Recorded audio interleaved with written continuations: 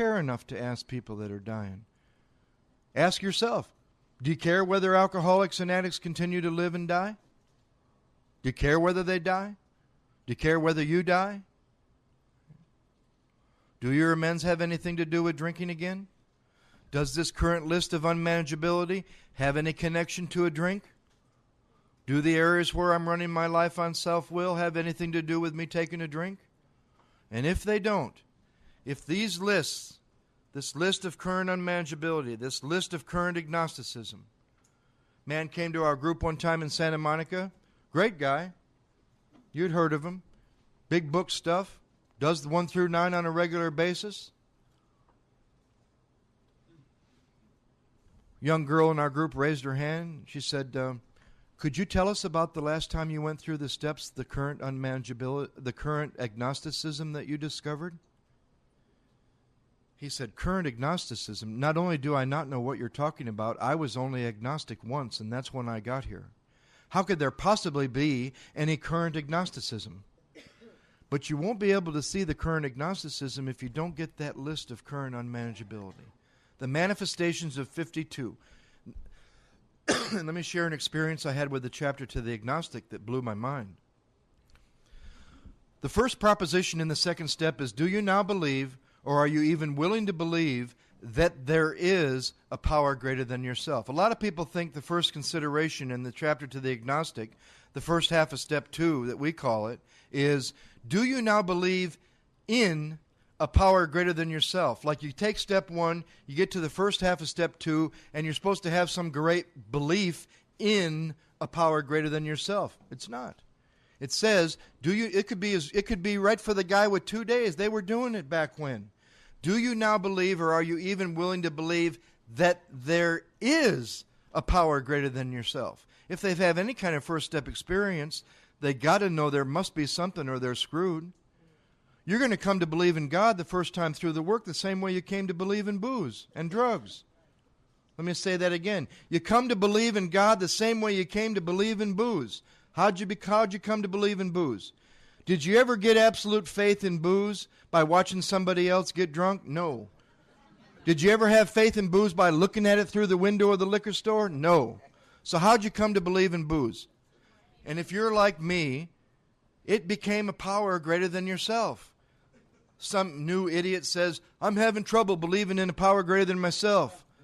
My God, you've had a power greater than yourself in your life that you put before every single person and every single thing, including your own life.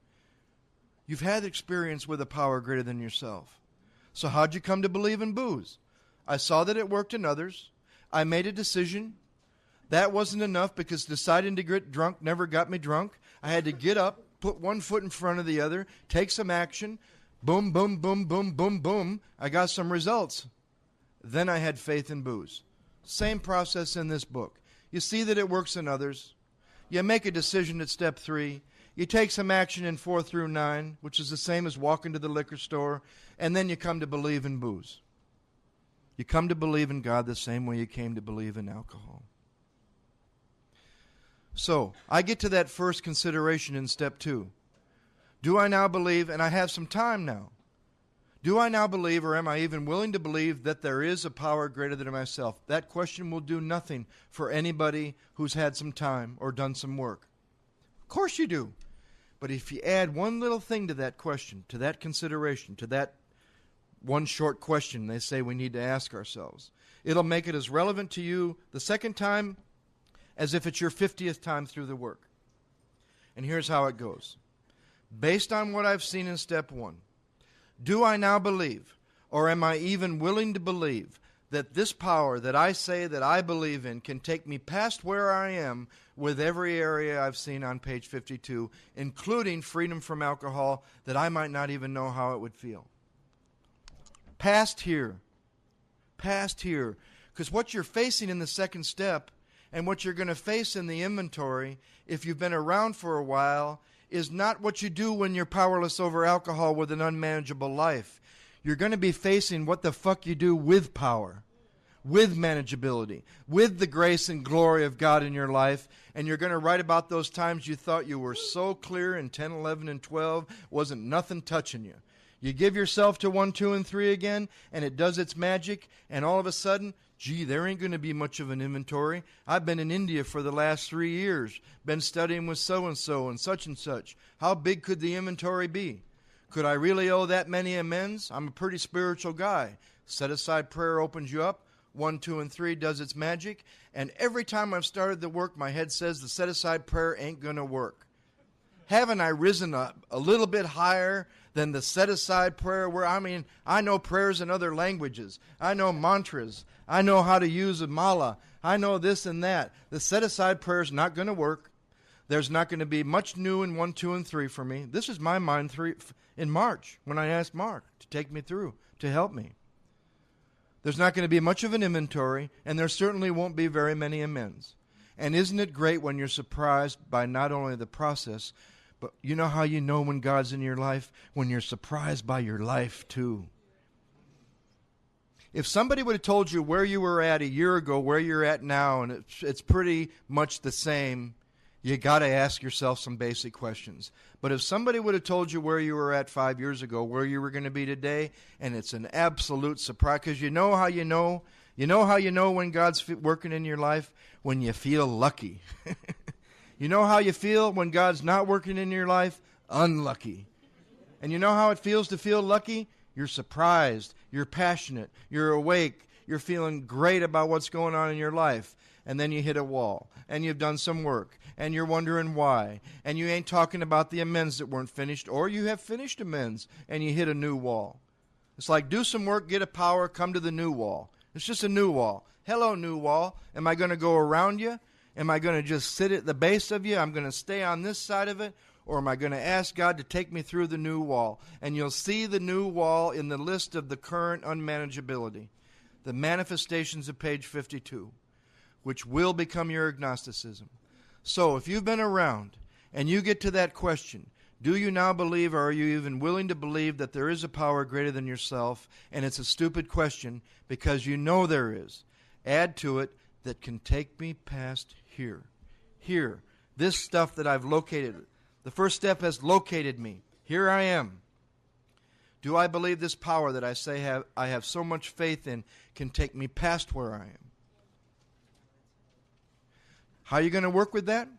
Go through because the logical mind would say, now that you've answered that, or the way to answer that consideration would be to go home and see how much faith you got. Build that faith up. See how much you got. No, you're going to find that if you got the right question, the chapter will do this. And here's what you do with that first consideration about past here. Go through the chapter, mark every word or statement or question or anything that strikes you that would help you face where you don't believe. Doubt, skepticism, worship of things, people, sentiment, money, yourself, your mind. And even with a better motive, there's stuff that's holding you back. The sea, the sunset, a flower. The box that I put God into as my choice of being everything last time. Because the box gotten a little small. Because it was my conception of everything. What about coming to the next proposition, God is everything or nothing, without fear and with no size to the container? Because every time, for many, many times through this work, I chose God is everything, but I built the container that everything meant. Could God have had something to do with September 11th? Absolutely not. That's the devil. It's evil. Boom. September 11th started with September 11th. We had no responsibility. Our troubles were of their making. On and on and on. Could there be a bigger picture that God is either everything or he's nothing? Now, how am I going to approach that with stuff going on in the world? Maybe there's a bigger picture. Maybe there's such a thing as what goes around comes around. We all understand that from the streets. Anybody in New York knows what goes around comes around. Where I come from, they happen to call it karma. For every action, there's a reaction. Right? There ain't no guy up there with 1,000,000 tentacles, one attached to each of you, answering the phone, answering your prayers. I believe there's an energy in this universe that underlies the totality of things. From the book, Creative Intelligence of the Universe, underlying the totality of things that set up some specific laws. You live by the laws, you live well. You don't live by the laws, you don't live well. I haven't been hurt physically. I've never been punched. I've never been in jail. I've never been in a police car. And I've never been back to the penitentiary. And I've never been ripped off in 20 years. And before that, I was ripped off, punched, pistol whipped, in jail, in the penitentiary. And that didn't change because alcohol went out of my system. It changed because I got the power to start living from my heart the way I always wanted to. So you make the consideration. Past here, is there more? You face the doubt and the prejudice and the current agnosticism you have about it. You write that list out and you say, my God, it's the same stuff I wrote out as my list of the current unmanageability. Then how do you get from that to choosing everything or nothing?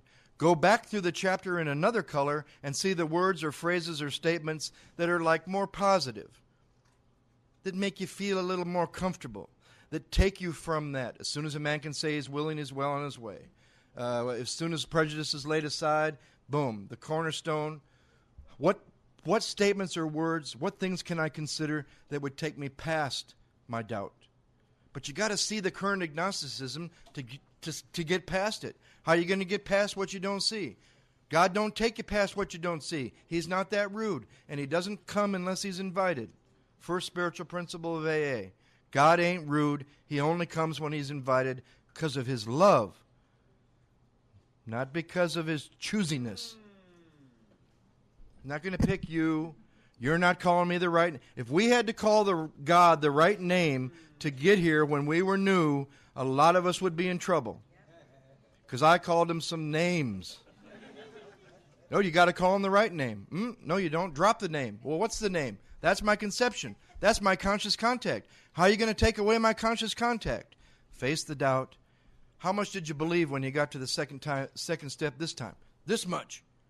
The book says, well, maybe this much is about money, people, things, sentiment, memory, fond memories, emotion.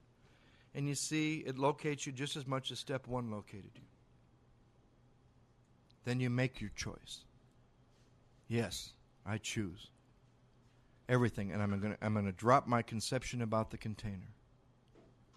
And I can do that from the ABCs. I can do it forwards, I can do it backwards. I'm having trouble with inventory. I go from the ABCs through the first, am I convinced? Through the first requirement, my life run on my will. Through the third step decision, reaffirm the decision, boom, I'm back in inventory. I can do it forwards, I can do it backwards. How about those that want to go to lunch and stay and come back at 2 o'clock, feel free. Those that want to take a 10-minute break and ask any questions, let's say between 1, 2, and 3 steps. Come back, we'll answer questions until 12:30, and then we'll have lunch until 2. But let's keep the questions at 12 to steps 1, 2, and 3. This afternoon we'll talk about 4 through 9.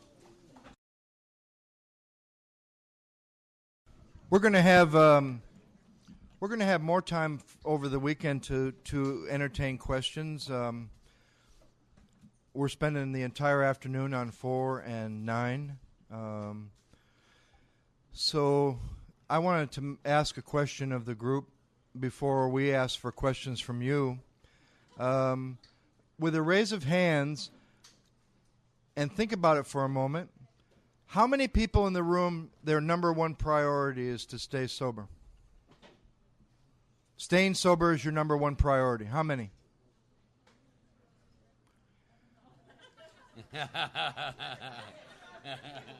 Isn't that interesting? There's no right answer, but let me raise a consideration. Isn't it interesting that if your number one priority is to stay sober, you've just made your number one priority the only thing you can't do? How many people in the room is their number one priority to seek that which is keeping them sober? It's very subtle, but it's very profound, because I'll tell you what, if this is a bottle of alcohol, and I'm putting all my effort into keeping myself from this bottle of alcohol, you know what I stay focused on? The problem. The problem, alcohol, keeping myself from drinking. And if this is God, but once I have a first step and I see there's nothing I can do without God to keep myself from drinking, then my number one priority is to seek that which is already keeping me sober. So, questions on 1, 2, and 3? And these, let's see, I think it'd be nice if you'd come up and ask your question. I'd like to get the questions on tape. They can ask and we can repeat. Okay. Go ahead, ma'am.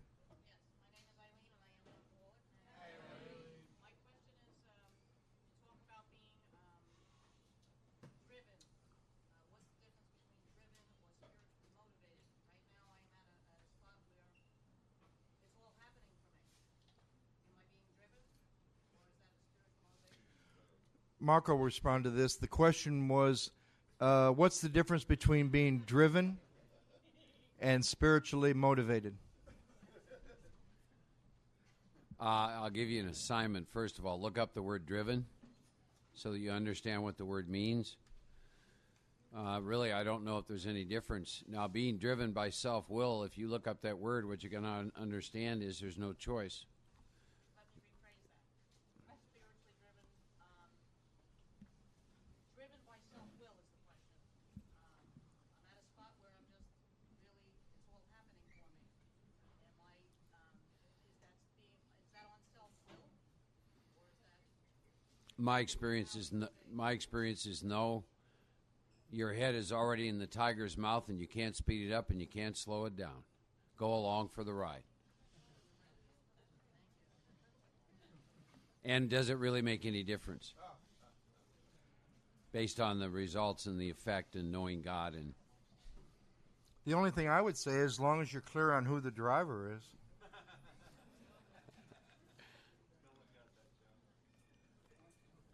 Next, Danny. My name is Danny. I'm an alcoholic. I was approached to go through the steps again. However, I'm in step 9, continuously following through with the amends, making appointments. And I'm struggling with the idea whether step 1, 2, and 3 again through the process will enhance where I'm at, or will it be bringing me back to a place to avoid where I am? Danny asked that he was approached to go through the steps again, but he's in 9 and they're flowing. And would 1 through 8 take away from that movement or add to it? I would say, who approached you to go through the work again? I mean, why did somebody approach you to go through the steps again? Did you approach someone or did someone approach you? My sponsor, who is taking me through 9, suggested that to get to know me, he wanted to go back through 1. That's a little different. His sponsor suggested, since he's come from treatment, he comes from treatment in 9, he's getting to know a new sponsor here. His sponsor suggests to get that foundation, that connection together to do 1 through 8, let him get back into amends. My God, I don't know if it was me, and I would say if the power is there to continue making amends, you can review 1, 2, and 3 at any time to enhance that. If the power runs out to continue amends and they're not flowing, you'll be driven back to 1 through 8. yeah, I would say the same thing. I would continue making amends, take it into prayer and meditation, and you can always review the first 3 steps. There may be some more inventory.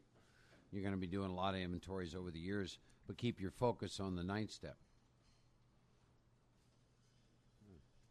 There was a question. Hi, my name is Tracy. I'm an alcoholic. Hi, Tracy. This question, I never really said anything, but I gotta ask this question. They talk about resentment is the number 1 offender. I know we're not in the 4th step. It kills more alcoholics, and God makes that possible. How does God make that possible? She said, resentment is the number 1 offender. It kills more alcoholics than anything else, including alcohol. God makes that possible. How does he make that possible? The phrase God makes that possible is prior to the discussion about resentments. You got 2 separate issues here. Book says resentment's the number 1 offender. It kills more alcoholics than anything else. Is your question, how is it that God allows that? Is that what your question is? Like, will God kill you or you kill yourself? I'm behind the resentment?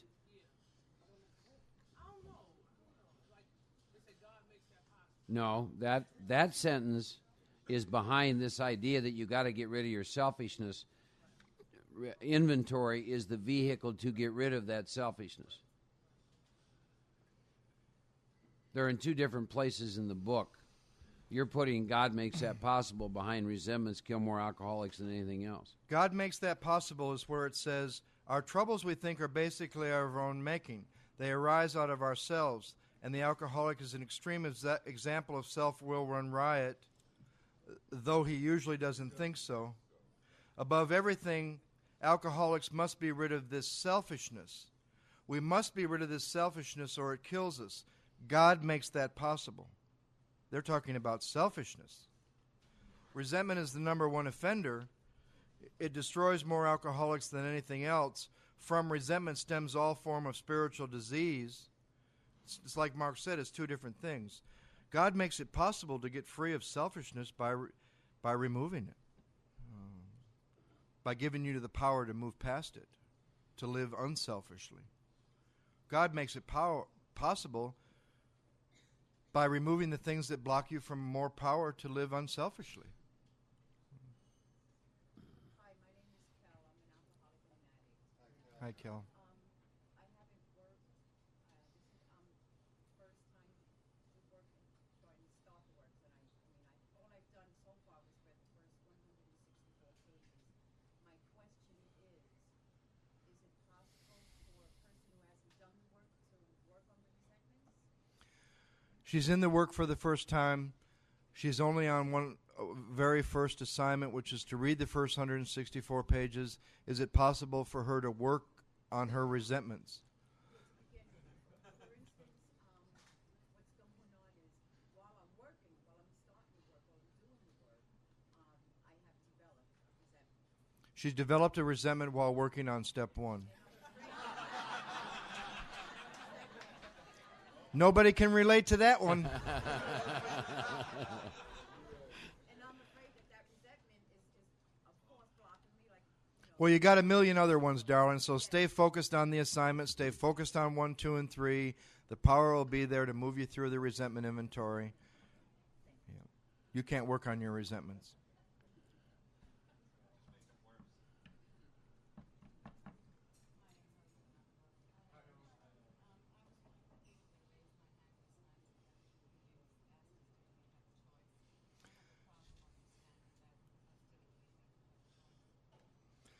She was one of the people that raised her hand last night when we asked who still believes they have a choice, whether they drink again or not.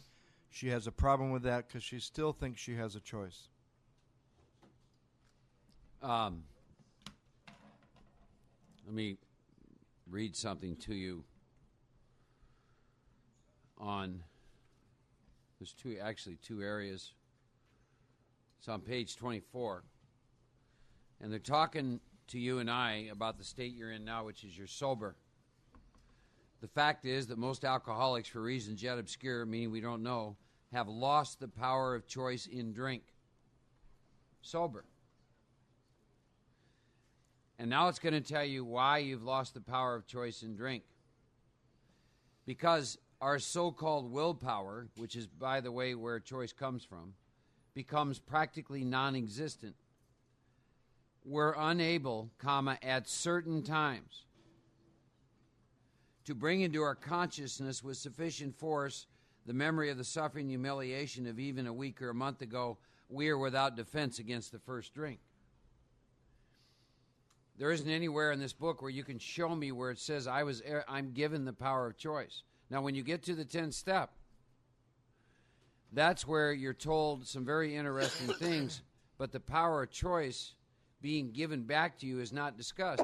In there, it says that you have ceased fighting anything or anybody, even alcohol, that you've now been restored to sanity, that you've been placed in a position of neutrality, that it was a miracle, it was a gift, and that the problem has been removed. Because in a fit spiritual condition, there's about as much choice to drink as there was to not drink in an unfit spiritual condition. So let me ask you this. Is there any choice once you put alcohol in your system over how much you're going to drink? When you stop drinking, is there any choice about how long you're going to be able to keep yourself stopped? Then where's the choice? She doesn't have one. Yeah, but what's great is I think it's great that you're willing to challenge these belief systems. I read at the very beginning, a lot of what Joe and I are trying to do here is make you all begin to challenge some of these belief systems and start asking yourself, where are they coming from? And that's why I said to you, don't let anyone read your big book. Your belief system is not consistent with this big book at all. Does that make sense? How long since your last drink? 16 months. Did you choose a God that would give you a choice to drink again? What's your will where alcohol is concerned? What's your will? To drink. What do you do? What do you decide in step 3? To turn your will over. A lot of people think the third step is turning their will in their life over to the care of God. If that was it, there'd only be 3 steps. The third step is not turning your will in your life over the care of God. 4 through 9 is turning your will in your life over the care of God. But if you've done that, if you've given your will in your life to God, where's the choice? My will is to drink. Have I taken the action necessary to turn my will in my life over based on the decision I made in step 3? Next.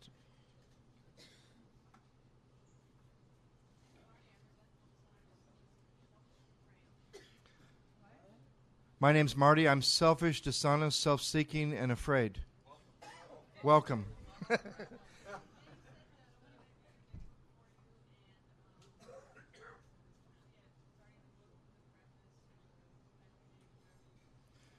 She's asking Mark to respond to his comment about don't let anybody read your big book for you.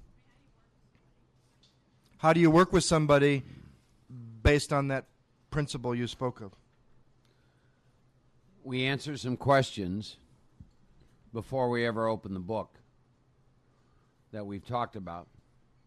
And then from there, we're going to open and we're going to start on the blank page and then move to the title page, and we're going to go through the book. And when the book gives us an instruction, we're going to do it. That's how I work with someone. Pardon me? It goes back and forth. He meant don't do the work. Don't let anybody do the work for you. But I meant more than that. And I meant also, the young lady shared, she had a belief system. She has the power of choice. That is not consistent with the book. It's not in the book. She has that belief system because she's letting someone else read her big book for her. This is life and death stuff. Don't let anyone read your big book. These people say, well, you can't make all your amends. It is not consistent with the book. Or I'm not going to do meditation. It's too fluffy. It's not consistent with the book. He means like when people quote the book, they'll say, you know that part in the book where it says today you'll have a choice and you can work on your character defects? That's letting somebody else read your big book. Or just don't drink and go to meetings. It's Where's not in that? the book. You'll See? never recover. Where's that? That's what I mean by that. So many people miss out on so much of what this program can offer because they let other people read the big book for them. And you know why we do that? It's an easier, softer way. First thing my sponsor said to me about this 20 years ago was use it as a bullshit sifter.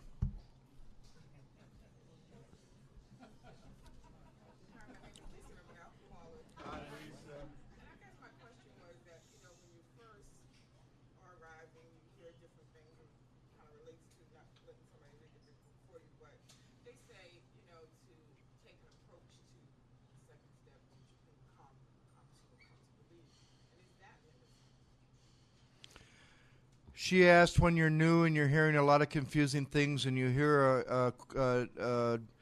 a slogan like I came to believe. How is that consistent to letting someone else interpret it for you? I think Mark would say the same thing, so would I. Where does it say that in here? Yeah, and not only that, I did not come to AA. I was brought to AA by a power, kicking, screaming. I did not come to AA. I did not come to. I was sound asleep dreaming. I was awake for at least 2 years. I got awakened through probably a series of events, and I came to have an experience. In other words, again, it's just cute little stuff that, I mean, if it works, that's wonderful. See, I've shared some stories with you. I bury a lot of people, so am I kind of a hardliner? If it's not in the book, it ain't. Yeah. I'm not interested in your program. I'm interested in the program. Follow me? I'm not interested in your sponsor's program. I'm interested in the program as outlined in the big book. Why? Because it's a deadly, fatal illness, and it kills every time. So, I'm in a position of neutrality with all that. But again, I just have my own experiences over the years, and if it ain't in there, it ain't. Then what I'm just getting is some opinion, and I understand it's an opinion. The tragedy is, though, there's a lot of people in AA that don't believe it's an opinion. They believe it's a fact. They believe it's out of the big book. So then they develop a belief system. And then somebody comes along who's got experience with the book, and they assassinate their character and call him a big book thumper. Has anybody ever seen the arrogance of, I can't, he can, I think I'll let him? Oh, isn't that a nice thing? I think I'll let God. My God. We're the only group, well, we're not the only group, but it's very prevalent in our group. We have the subject objects confused. Who's God and who's the drunk? In the third step, you're going to make a decision to turn your will and life over to that which created your will and life. The subject object, they're a little confused. You follow me? Oh, we're going to let God do all this stuff? Oh, isn't that sweet? My spirit started to have a problem with the first line of the third step. God, I offer myself to thee. Wow. That which created me, that which gives me each breath, each thought, each emotion, I'm going to offer myself to thee. Gee, that's a nice thing for me to do, isn't it? How about this one? AA is a selfish program. I think it's one of the most selfless programs for some of the most selfish people in the world. It's a selfless program, right? See, this morning, Mike and Ken and I were, we were running, we were talking about this, and Mike had made a statement of something to the effect of, someone asked him, why do you keep going to those and these kind of things like this? And I said to Mike, that's because that person thinks that you're involved with some decision to come to a thing like this. I said, Mike, I love where I live. I love what I do. I like to run in this beautiful trail that I can run on, and instead I'm in a cramped, tiny little room at the Marriott, and running on a treadmill looking at traffic. And, I got 3 hours sleep last. I said, well, who in God's name would choose to come and do this? You understand the point I'm trying to make? It is a selfless program, see? One of the third step considerations. Am I willing to live life on terms other than my own? Another consideration we didn't mention around playing God. Here's a great one. It was given to me once. If you had something to do with your own creation, wouldn't you have done a little better job than God?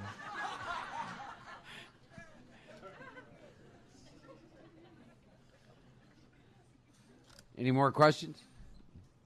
Yes, it seems like we strayed off the topic of the first three steps. I want to ask one question that kind of disturbed me.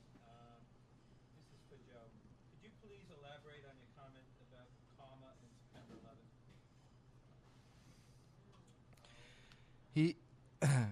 He asked me to elaborate on my comment about karma and September 11th. I think for every action there's a reaction. And I think our country has taken some actions that brought a reaction. I don't think September 11th began September 11th. I think our troubles are of our own making. I think we've done some stuff in other countries. I'll give you a quote from the Dalai Lama.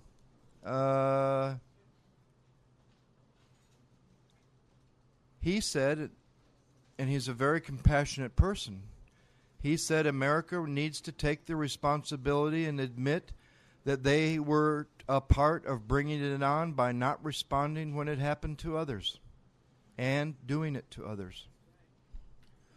I think what goes around comes around. I think there's a bigger design than we see. I think there's a wheel of life that explains to me why a baby, an innocent child, is born and dies 2 days later. There was something needed to be burned off, and that's all they had to do to go on to the next thing. 1 day, 2 days, do this, take a couple breaths, and boom, you're going to be in the next one. I think if there wasn't this wheel of life, this karmic law in effect, we wouldn't be here because the planet would have been full a long time ago.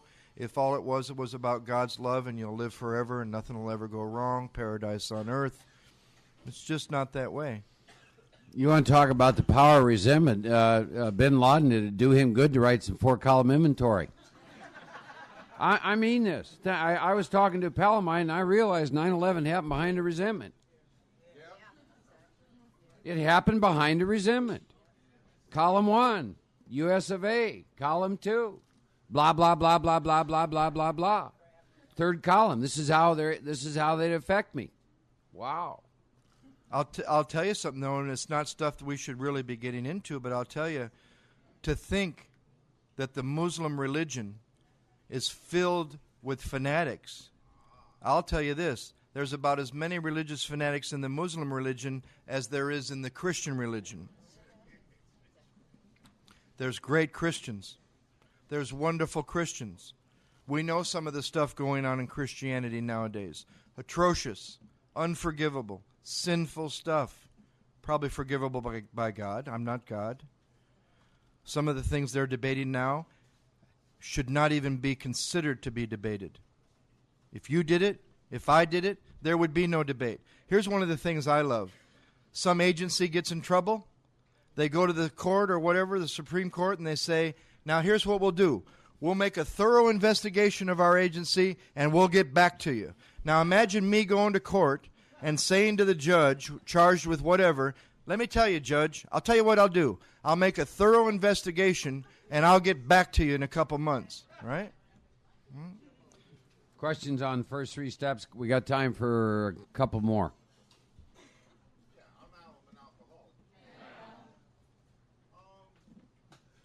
Question I have here is recovering from a hopeless state of mind and body.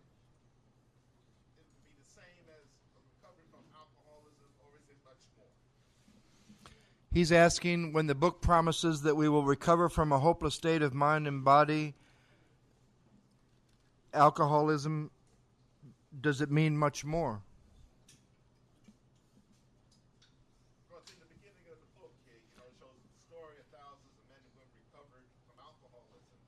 And of course, in the forward, the first edition, shows you precisely how we recovered from a hopeless state of mind and body.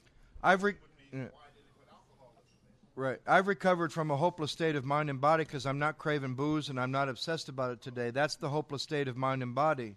There's a lot that's going to go on after that. There's a lot of things to continue to grow in. But as far as alcoholism, a hopeless state of mind and body, the craving and the obsession, I'm in a recovered state. Do we reach some state of perfection? No. We're not saints. We're willing to grow along spiritual lines. Right? I wonder how many of us, though, ever work with that line. We claim spiritual progress.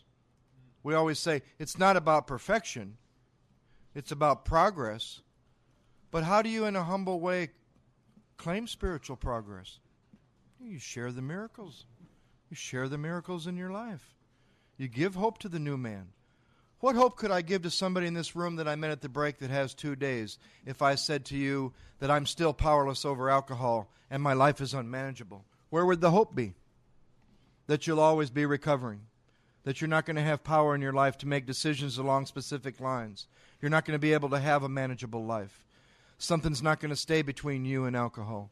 That you're not given the power to help others. That you're not given willpower you can exercise along specific lines all that you wish. Where would the hope be? Because I want to remain irresponsible and say to you, hey, I'm powerless over alcohol and my life's unmanageable. What can you expect from me? One more question. I'm Christine, I'm an alcoholic. Could you define for me what you mean by spiritual consent? She's asking what we mean when we define by the word spiritual consent. Yeah, there's There's two spiritual laws I'll work with. One is the spiritual law of caring.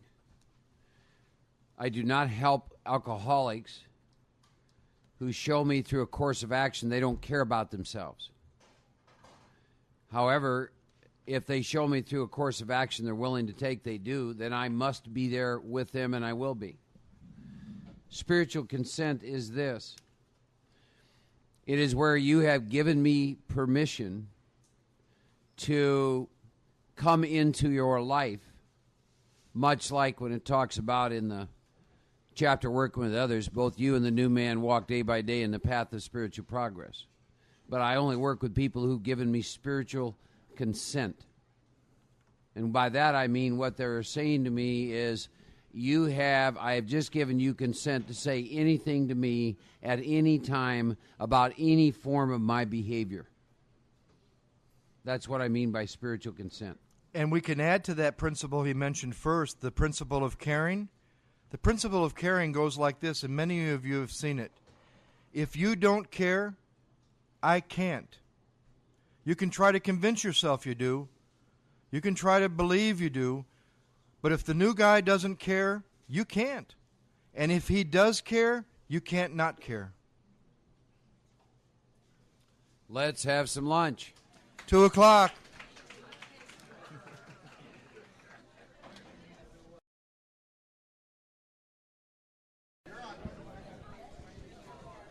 Good afternoon. My name's Joe. I'm an alcoholic. We thought Mark would wanted to start with a thought and maybe a little silence.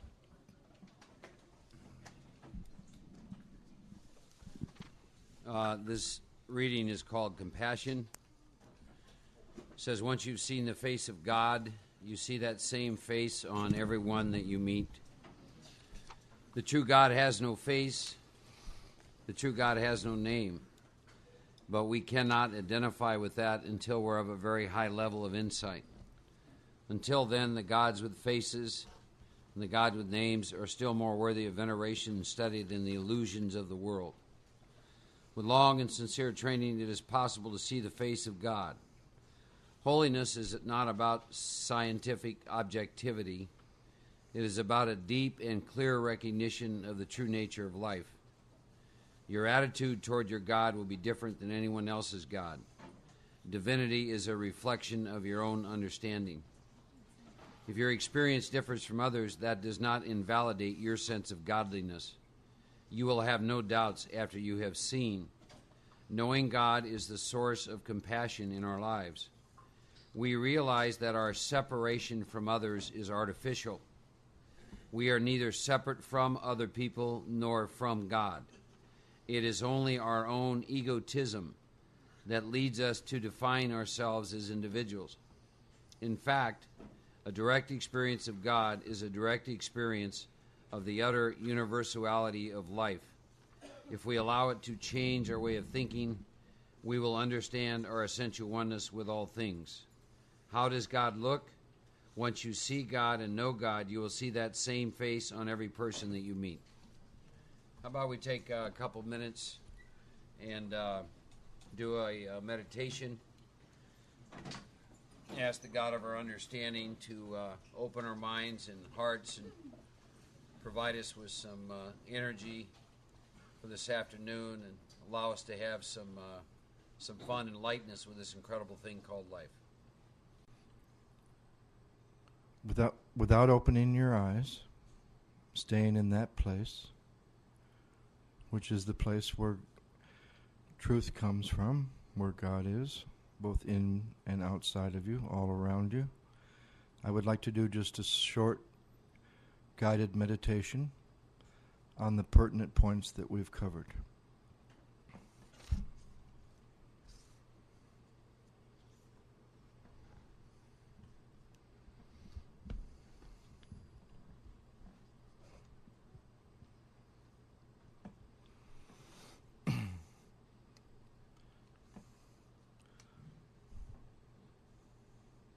Is this work, as outlined in the Big Book of Alcoholics Anonymous, what I want to do? Am I willing to go to any length, even though I may not know what that might look like, to do this work and to seek God's will?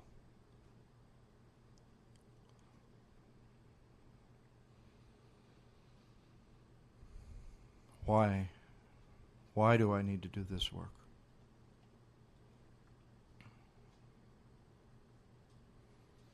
And why would the group or person that I've chosen?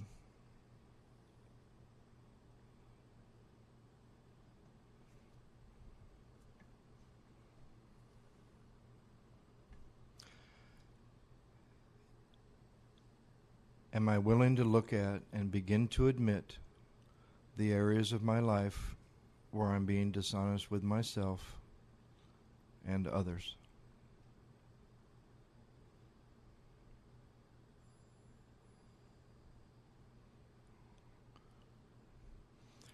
Am I willing to ask that which I believe in my own way, from my own heart, for an open mind and a new experience with the things that I would like to have an open mind and a new experience with?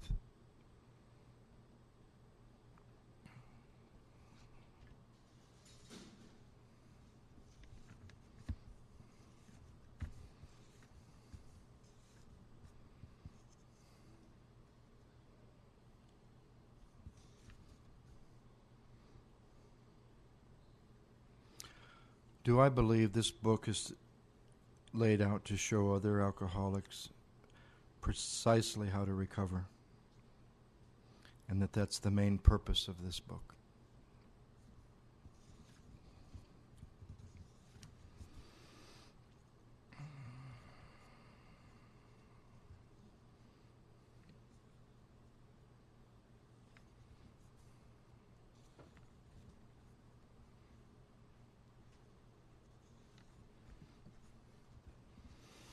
Am I willing to admit from where I am now that in and of myself, without God, that I am nothing, and that without God I'm lost?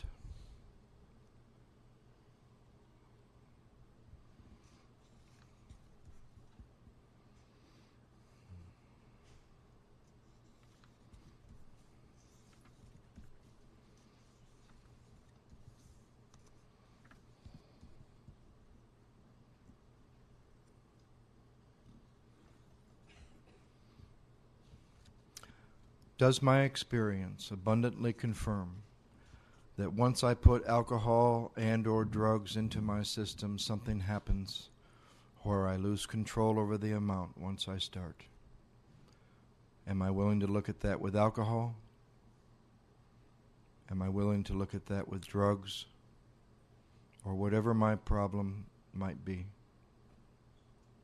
Whatever the symptoms of my problem might be? These are the symptoms, but it's very important to have a clear first half of step one. If I'm scattered with many, many issues and many, many problems, I will continue to feel scattered. I should start with my primary symptom.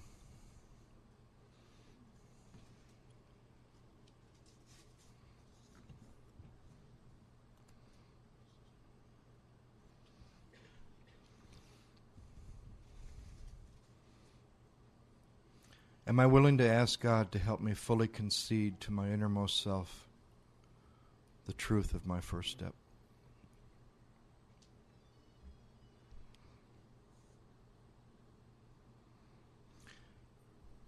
Am I convinced that I am not like other people? Or presently, has that idea been smashed? That drunk or sober, I'm an alcoholic and I cannot manage my own life?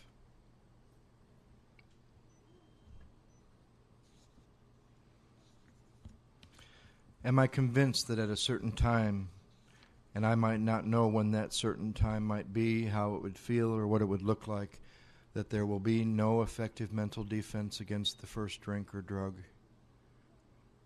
and that no human being, no human power can provide that defense?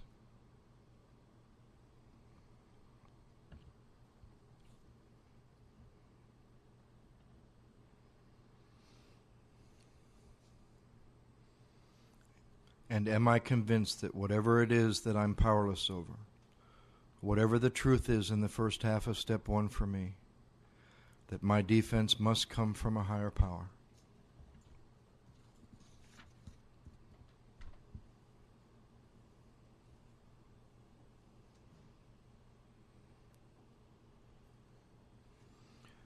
Do I believe I'm suffering from an illness which only a spiritual experience can conquer?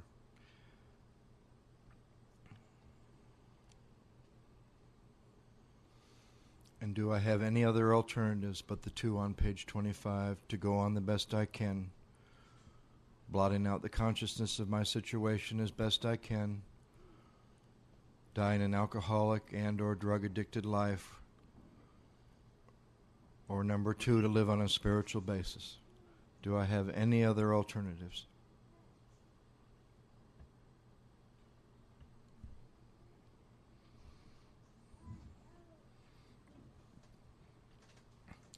Is lack of power my dilemma? And do I need a power by which I can live?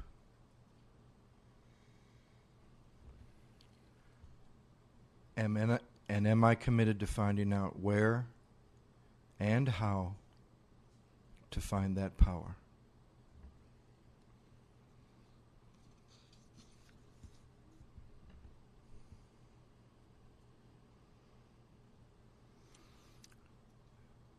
Do I now believe, or am I even willing to believe, that there is a power greater than myself that can take me beyond where I am with everything I've seen in the first step? My trouble with personal relationships, my emotional nature, my dependencies, medication, love, effectiveness, work, passion, a passionate life, money, being of real help to other people, past where I am with fear. Do I believe God can take me past here? And not only do I believe, can He? Am I willing to face the doubt and reservations that I have about, will He, for me, as I am, with the truth that I've seen in step 1?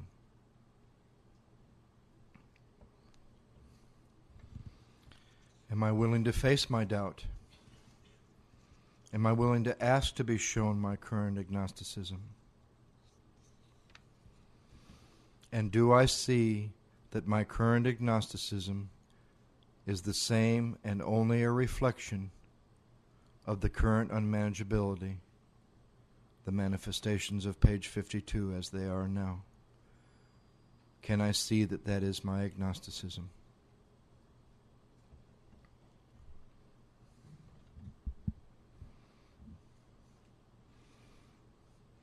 Am I willing to face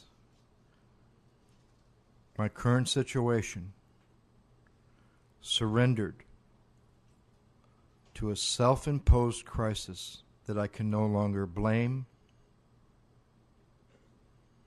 on anyone else or anything else, that I can no longer postpone or that I can no longer evade? Am I willing without fear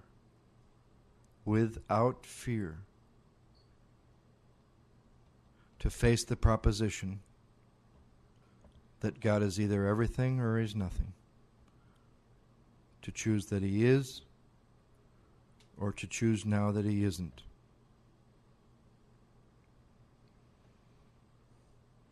If you're new, if you're old, if you're in between, please don't think that you can't choose either one. You can do the work from a place to be shown. You can do the work from a place that you choose God is nothing. You can choose that He isn't. You can choose to be shown. You will have a much easier time than those that think they're big-time true believers. Have I faced my doubt? Have I faced my prejudice, my worship of things, people, sentiment, money, myself, the worship I have of my mind, my ideas, my notes, what I've learned? Did I really mean what I said in my set-aside prayer? Do I really want an open mind and a new experience, or do I want to just add to what I already know? Am I willing to abandon it all utterly?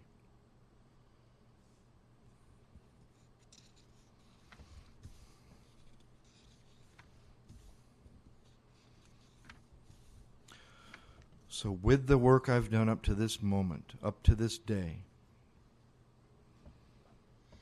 in the first step, body, mind, spirit,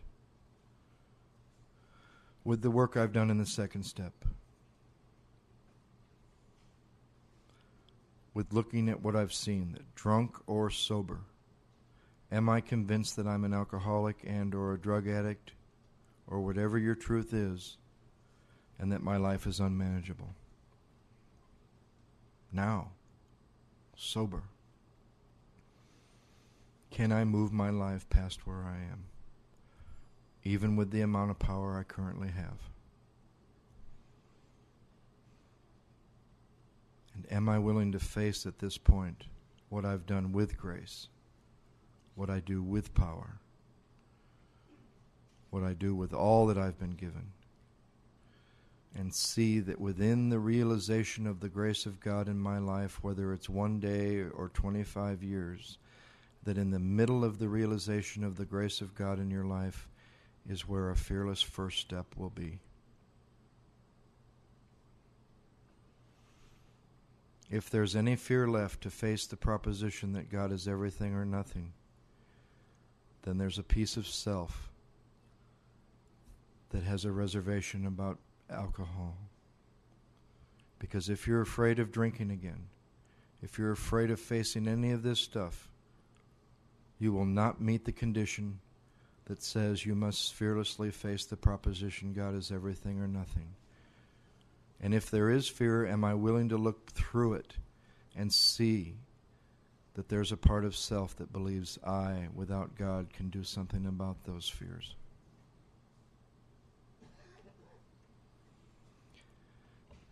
Am I really convinced that no human power can relieve what I suffer from? No human power.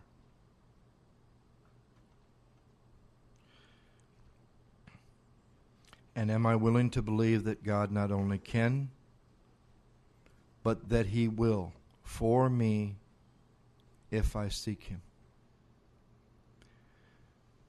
And do I believe God will give me the power to seek Him?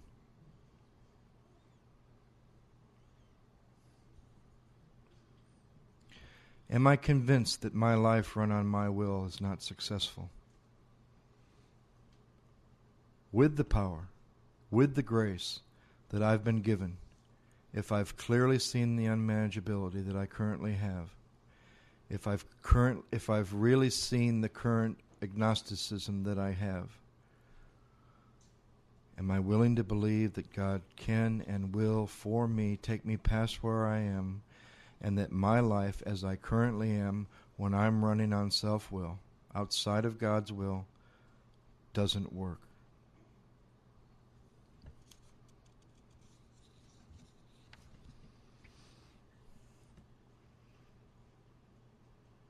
Can I see clearly that selfishness and self-centeredness is the root of what I suffer from? And that driven by 100 forms of fear, self-delusion, self-seeking, and self-pity, I step on the toes of my fellows and they retaliate, and that I make decisions based on self at some time in the past, which has placed me in a position to be hurt, confused, and baffled, and at the same time that suffering has created a desire to move past where I am, to be moved past where I am.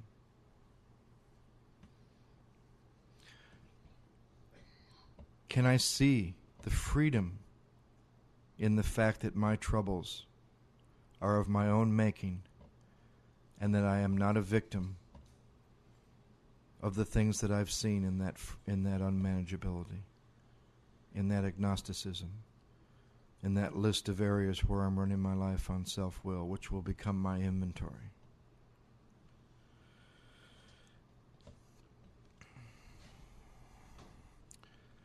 And I would like to ask that anyone who would like to join us after the decision, that we begin the third step prayer together. And this decision is the how and the why of it. And first of all, they will tell me why I need to make this decision. And the reason I need to make this decision is because playing God doesn't work. And how do I make this decision? I simply decide that from hereafter, from this place, with what I've seen, in the work up to this point, in the weekend up to this point, in my sobriety up to this point,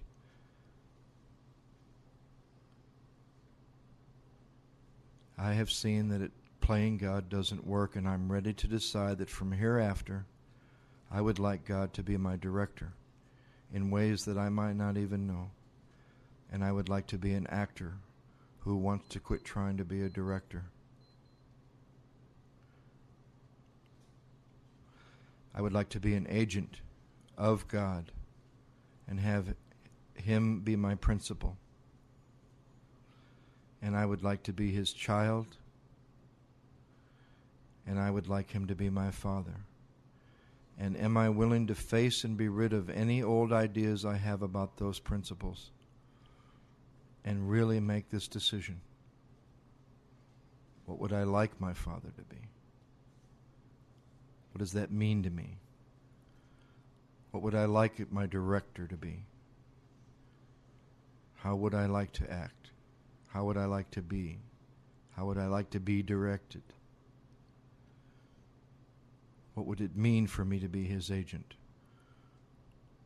What does it mean to be an agent of God? Is it an honor? Is it arrogant? Is it possible? Is it a reality?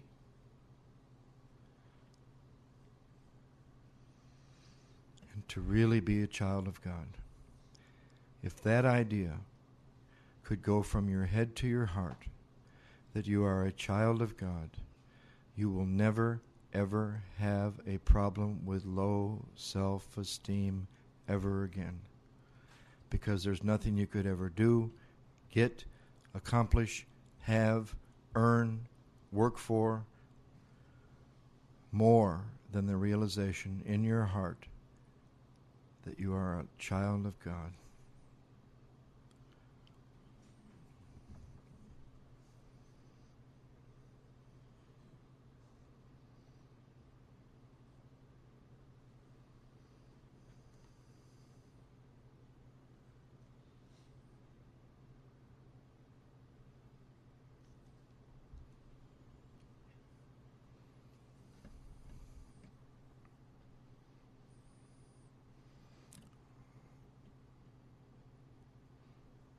Third step prayer. God, I offer myself to Thee, to build with me, to do with me as Thou wilt. Leave me of the bondage of self, that I may better do Thy will. Take away my difficulties, that victory over them may bear witness to those I would help of Thy power, Thy love, and Thy way of life. May I Do Thy will always. I bow to the sound of the silence and the diamond of the lotus of my heart. Om Mani Padme Hum. There's no amen at the end of that prayer that we just did. And I believe that's because everything you do from the end of that prayer right now today to the end of the next time you say the 7-step prayer is part of one prayer. And in that prayer, I have always been safe and protected.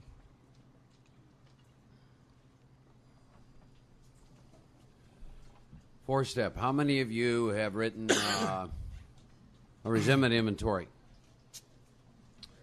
Oh, good. He never Good. has. Who you pointing at, Larry? Matthew.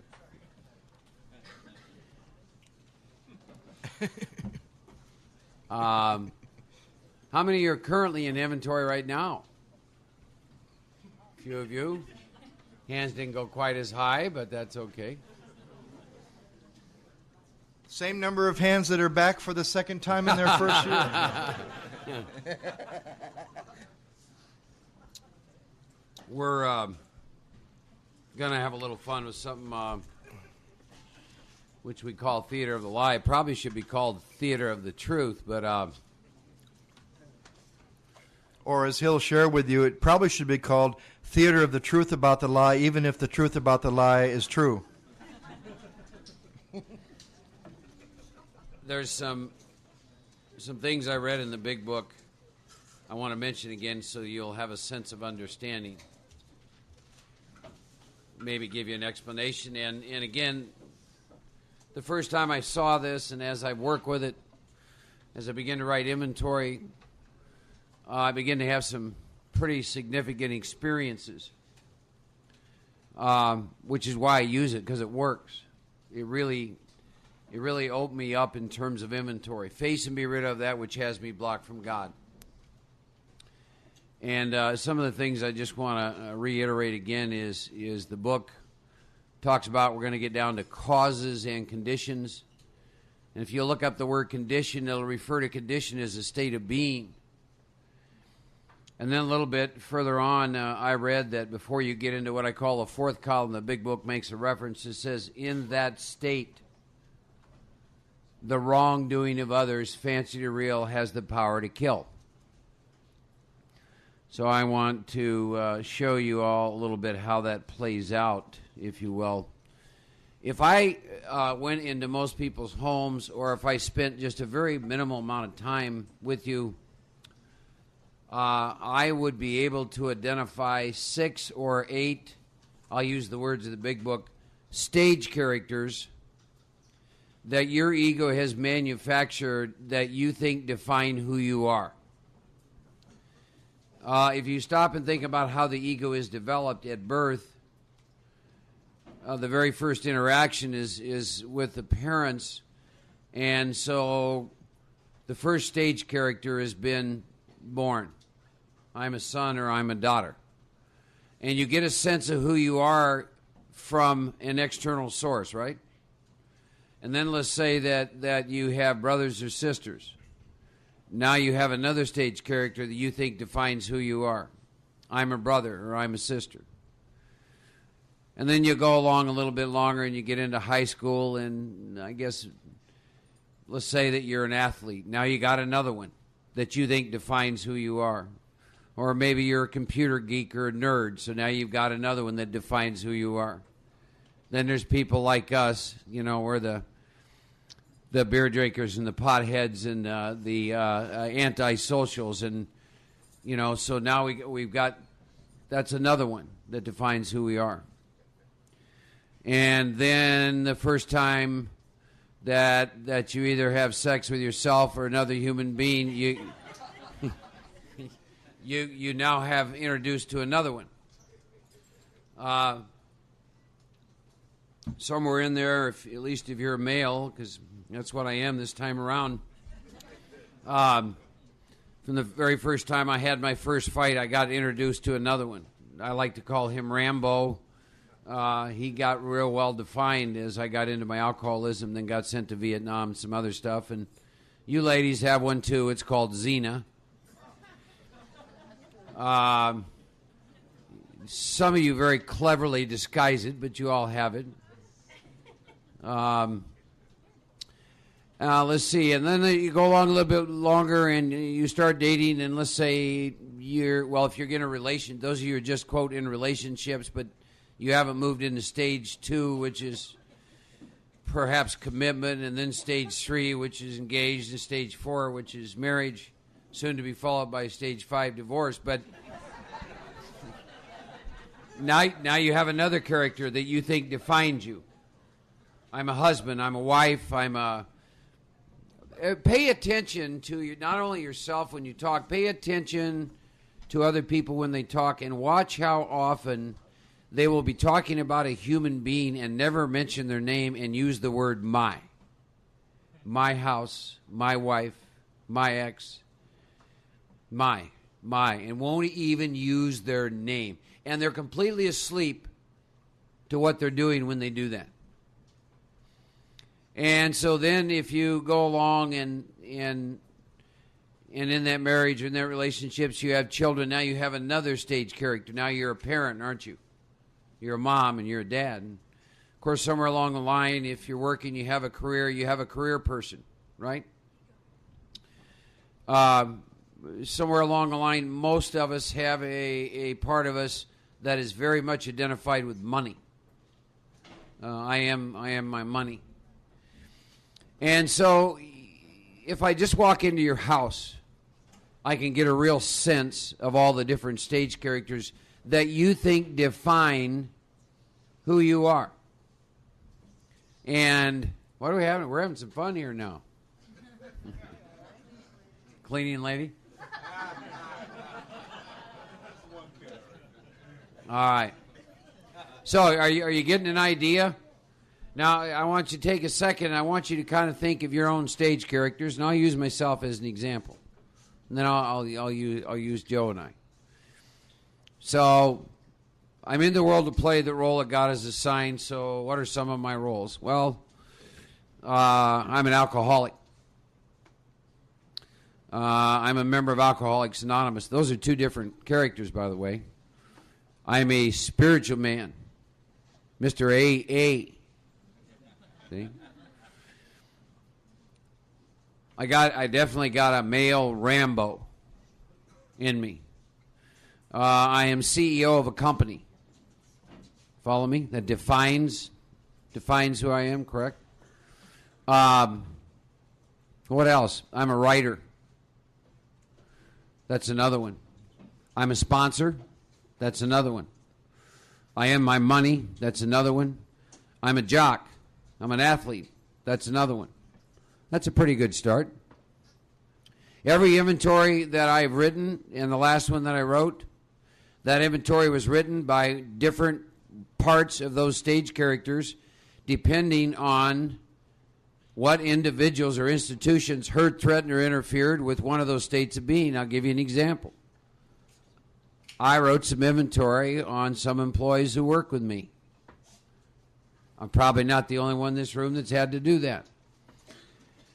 What stage character do you think, if I have an employee, and my perception is that employee is not showing up, giving the company a fair day's job, or being slothful, or blah, blah, blah, blah, blah, what stage character do you think is being impacted by that?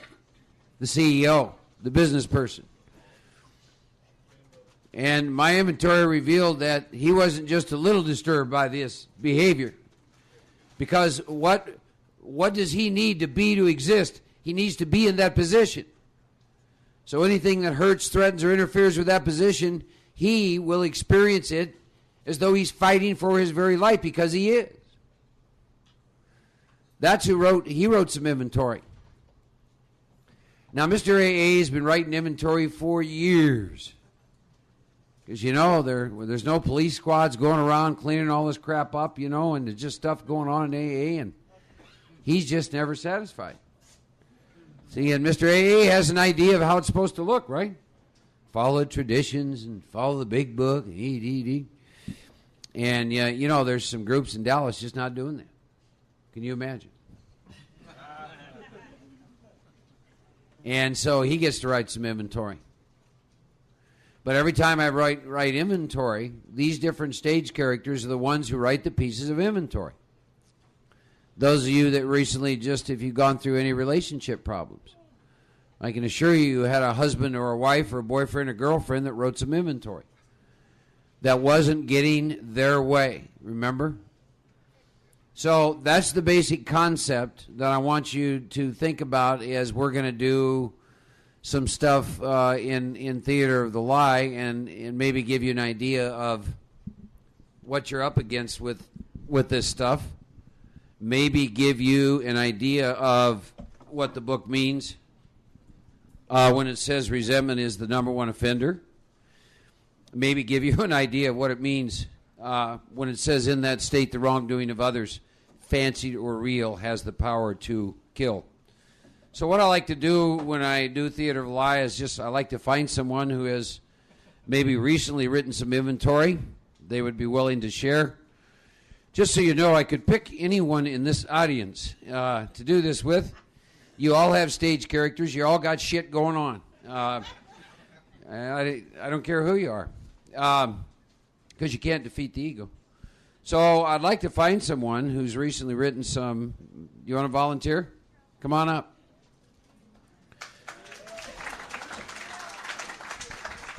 Now, one of the first things we're going to find out is, go ahead and sit down. Some people call this the hot seat. So your name's? Stacy. Okay. I want you to give us some general information about the various stage characters that you have operating. Okay, I'm a mother. Okay, we got mom. You got that? Wife. Wife. Not yet divorced. Girlfriend. Wait a minute, say that again. You're divorced? Not yet. Oh, not yet. No. Okay.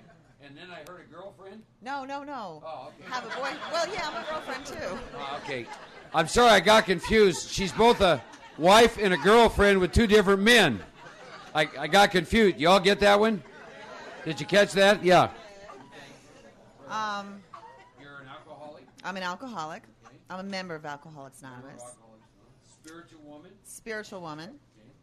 Okay. I have a Xena. Oh, yeah, I have a big Xena. Yeah. Any hobbies, any of that kind of stuff?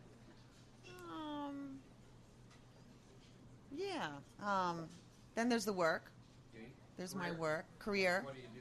I do billing, but then there's an antique business I'm starting. Oh, okay. So there's the antiquer. Okay.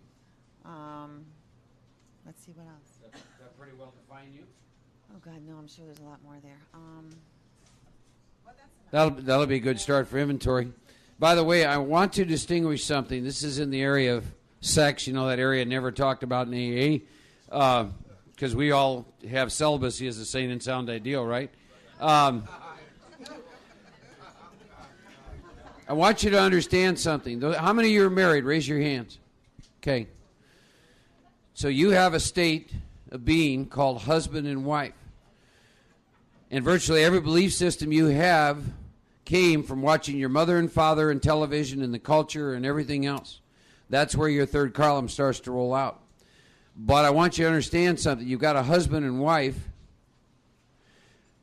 For you wives, I want you to know that your husband has never cheated on you. But the stud will in a minute, because he's got a whole nother agenda. You follow? The same true for your husbands. The wife would never, ever cheat on you because that is not in her belief system, but that little sex kitten would, because she's got a different agenda. You follow me? See, any of you who are married that have ever written any inventory on your significant other, I assure you that you're writing out your third column. You have an idea of how a wife or husband's supposed to be. You have a complete script. Unfortunately, you never gave it to them, never told them about it. They don't fit it, and you're angry all the time.